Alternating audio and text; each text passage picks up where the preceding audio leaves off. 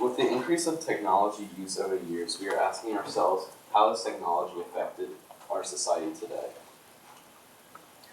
I was encouraged to write about this topic while reading Social Media and the Movement of Ideas from our stimulus packet, which stated, in 2010, only 12 years after incorporation, unique visitors of Google surpassed 1 billion for the first time, up from 931 million unique visitors a year earlier. In 2011, there was an average of 2 million Google searches per minute. This explains how the more we progress into the future, the more we require resources such as Google. Since before 2004, smartphones hadn't widely been used, and some companies hadn't even made them yet. And as you can see on the graph, it is not until after 2004 when people began using smartphones more. Mm-hmm. And as of 2013, when the rate was increasing at 25%. This trend is also shown with tablets, and before 2009 they were almost non-existent, and by 2013, 71 million people owned tablets and was increasing at a rate of 55%. This graph shows the increased amount of adults buying tablets in the US from 2010 to 2015. In 2010, you can see that there's only 4% of adults owning tablets, and over the course of 5 years, it went up to 45%. The increased use of technology has led to children becoming addicted to technology because it is becoming more of a norm to.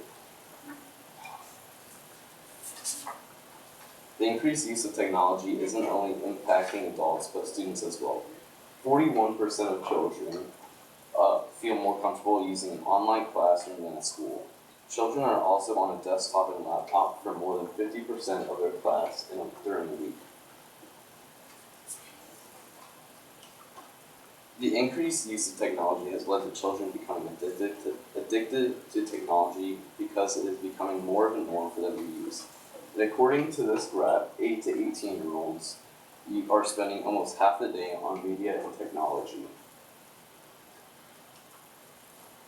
42% of Americans believe the biggest improvement of life to life was technology over the past 50 years. But with this improvement, there also came atrocious effects such as addiction to using technology. The first solution would be put limits on all technological devices, so after a certain amount of time, you would be unable to use it besides for emergencies. Some products already have these in place, but an adult has to set them in the majority for children. A second solution would be to decrease what people use technology for on a daily basis, such as decreasing the amount of time we use technology in schools. The final solution would be to enact a law or rule where you would have to be a certain age to have a personal device to decrease the amount of addiction to technology. Here's my work cited.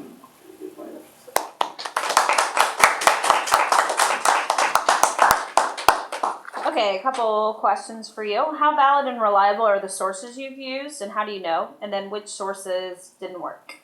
I believe they're very reliable because the author he has published multiple pieces of text and articles about this topic, and the text I used was from the stimulus source. Was there anything that didn't work?